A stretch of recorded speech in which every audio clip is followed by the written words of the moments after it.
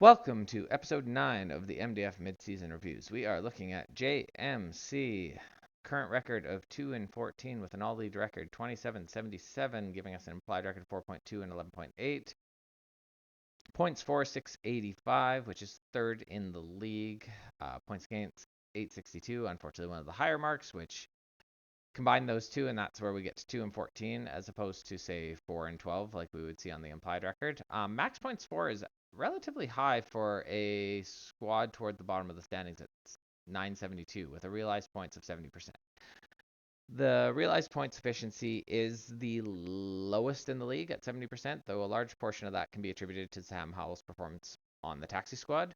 No motivation to take him off and get him into the starting lineup. Going to want to be able to protect him from the poach in the offseason. And he's been the QB bench warmer of the week 3 of the last 4 weeks. And I believe he's 8th overall in QB scoring. So not much to be done there as far as bringing that number up. But that max points for being as high as it is encouraging.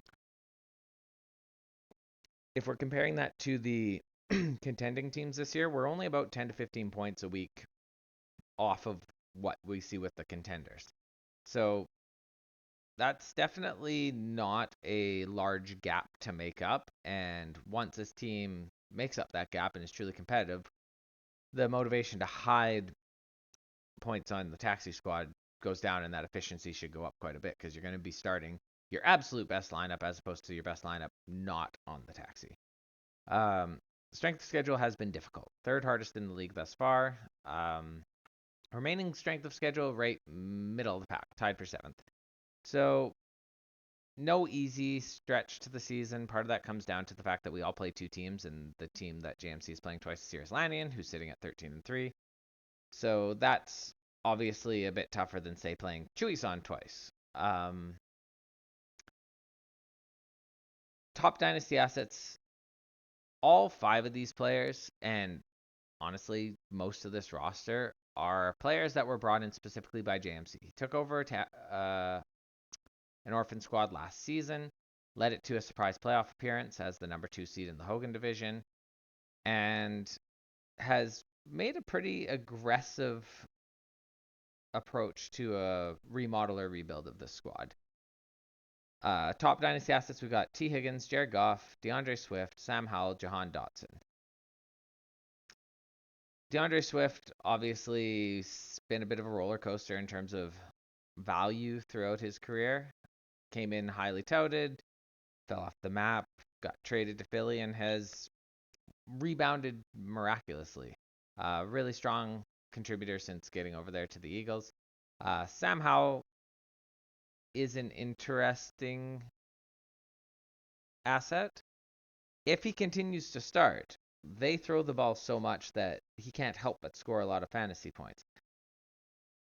It's a point of debate whether he's done enough this season to warrant being the Commander's starter going forward. They seem to be tanking for this season, having traded Montez Sweat and Chase Young, so their defense is only going to get worse. So that should lead to more points this year, as they will be chasing points even more so than they have been already. If Howell gets to come back as the starter next year in Washington, he's going to be a strong contributor unless the play style changes drastically. That's the only concern with Howell, is whether he starts next year or not. Jahan Dotson has had a disappointing year, but hiding on the taxi, keeping the max points for down, probably not a big concern for JMC.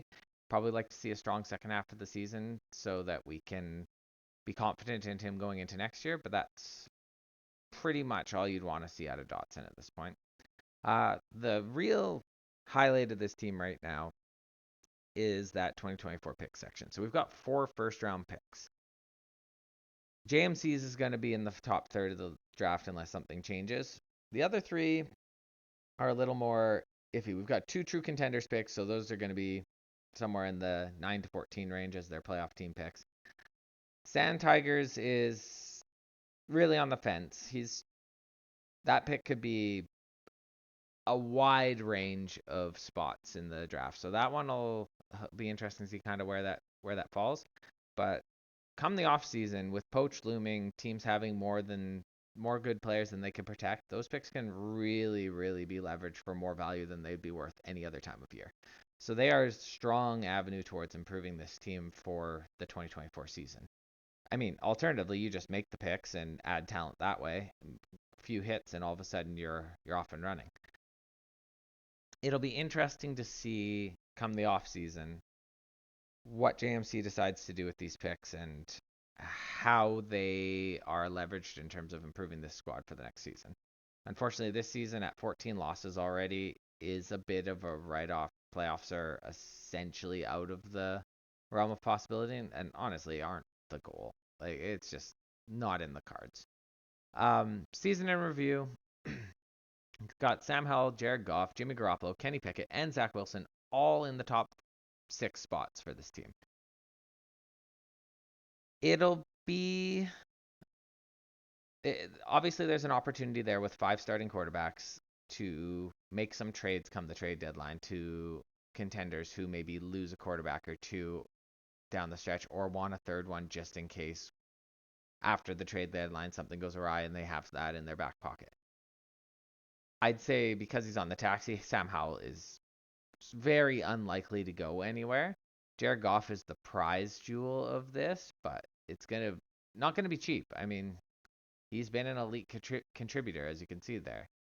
Jimmy Garoppolo, Kenny Pickett, Zach Wilson are not sexy options, but quarterback scores so much more points, or at least scores points more easily than the other positions, that even a low-end starting quarterback can be a asset to someone trying to compete. So definitely, if someone's looking for a quarterback, this is probably where you start that conversation, uh, depending on what level of quarterback you're looking for. And then we've got a trio of tight ends there: Cole Kmet, Logan Thomas, Dalton Schultz, all in different parts of their career. Kmet being the young guy, Dalton Schultz kind of in the middle, Logan Thomas, bit of an older fella.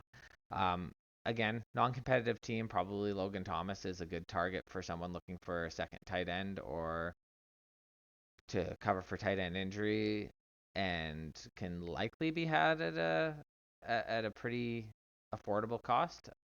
I can't speak for this team in terms of what that cost would be, but it would make sense that that's an asset that could be a win-win scenario in a trade with a contending squad. And then Alexander Madison. This squad has been a little bit of a disappointment in terms of record. Going into the season was a fringe playoff contender. Projections had them finishing right around 500, and that's not going to happen now. But it's an often quoted philosophy that sitting in the middle of the pack is probably the worst thing you can do in fantasy. Like, consistently getting the sixth through eighth picks in the draft is not going to do you as good as just taking a season, getting early picks, accumulating assets, and really reloading for the season after. So, I mean, though the results are disappointing, if you're gonna lose, you might as well lose big and improve the chances of your picks hitting and getting the players that you really want out of the rookie draft. So the biggest issue we've run into with this squad, honestly, is just no impact. Like, very few high impact players. 3 players in the top 72, according to the WARP metric, is not good.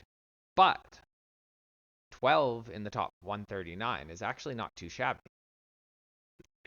It's above average what you'd expect from in a 14-team league. So the depth is there. It's just a matter of finding those impact starters that can push this team over the edge. And I do think those first round picks, whether through trade or making those picks, are the avenue towards the most likely way of solving that problem.